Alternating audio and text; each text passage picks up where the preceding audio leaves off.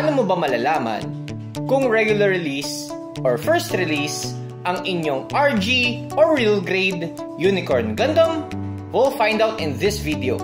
So tara, let's start. So ating isa-isahin ang similarity at pagkakaiba ng dalawang kits na to ng mabilis na mabilis. So unahin natin yung first release or yung tinatawag na premium box release.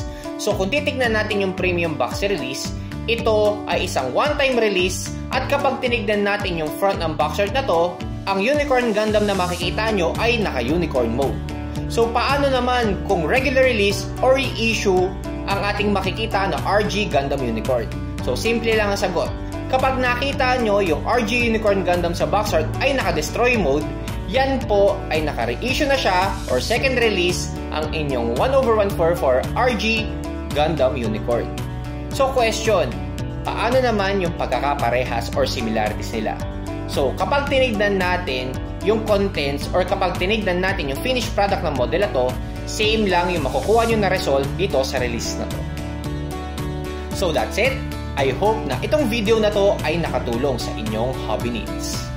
Ako sa Silverge na nagsasabing #collect, inspire, repeat.